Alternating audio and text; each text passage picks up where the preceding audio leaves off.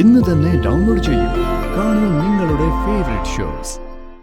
ഇനി നമ്മൾ എന്നും ആഗ്രഹിക്കുന്ന പോലെ കണിമംഗലം നമ്മുടെ പേരിലാവണം. അതിലിനി ആർക്കെങ്കിലും സംശയമുണ്ടോ? നിനക്ക് സംശയമുണ്ടോ? ഇല്ല. സത്യം പറഞ്ഞ എനിക്ക് അച്ഛനെ ഓർത്ത് അഭിമാനം മാത്രം. ഇത്ര ബുദ്ധിപരമായിട്ട് കാര്യങ്ങൾ നീക്കാൻ പറ്റുമെന്ന് ഞാൻ ചിന്തിച്ചില്ല.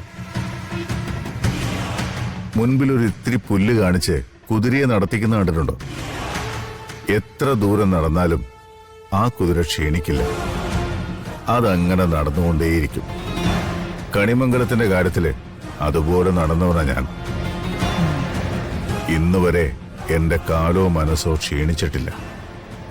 ഓരോ തോൽവി ഉണ്ടാകുമ്പോഴും ജയിക്കാൻ ഒരു ദിവസം ബാക്കിയുണ്ടെന്ന തോന്നലാ എന്നെ നടത്തിച്ചിരുന്നേ.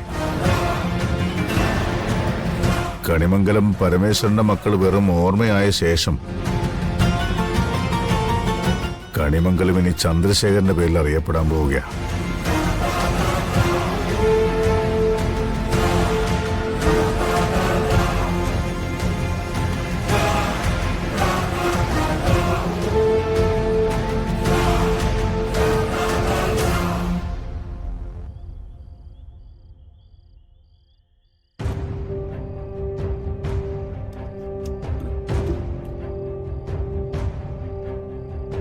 ഇത് കഴിക്ക് ദേവേട്ട.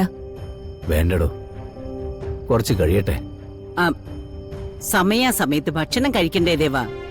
മരുന്ന് എത്രയാന്ന് വെച്ചിട്ട്.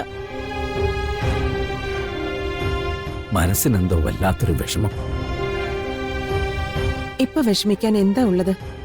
ഡോക്ടർ പ്രത്യേകം പറഞ്ഞതല്ലേ ടെൻഷനുള്ള കാര്യങ്ങളൊന്നും മനസ്സിൽ വെക്കണ്ടെന്ന്. ഇതങ്ങ് കഴിക്കാൻ നോക്ക്. പറ്റണ്ടേ യശോദേ? എന്തൊക്കെയോ വ്യക്തതയില്ലാത്ത ചിത്രങ്ങൾ മനസ്സിൽ കൂടെ എങ്ങനെ കടന്നു പോവാ.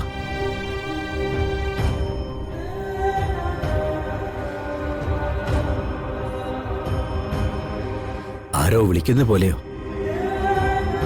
എങ്ങോട്ടോ പോകുന്ന പോലെയൊക്കെ. എന്തിനാ മനസ്സിൽ ഇങ്ങനെ ഓരോന്ന് കൽപ്പിച്ച് കൂട്ടുന്നേ?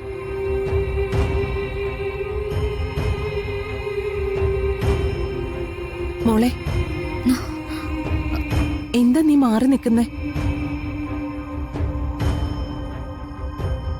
മോളെ ഈ കഞ്ഞി അച്ഛന് കൊടുത്തേ.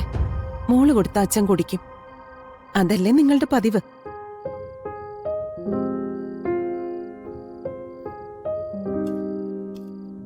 അച്ഛന് വേണ്ടാഞ്ഞിട്ടാവും അമ്മേ. കുറച്ചു കഴിയുമ്പോ കുടിക്കാന്ന് പറഞ്ഞല്ലോ.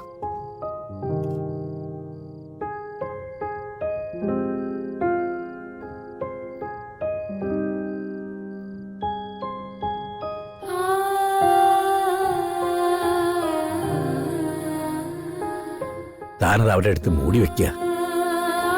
കഴിക്കാൻ തോന്നുമ്പോ ഞാൻ പറയാം.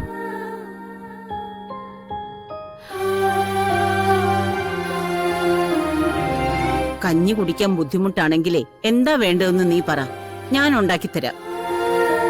ഒന്നും വേണ്ടമ്മേ. കിടക്കണോ ദേവേട്ടന്?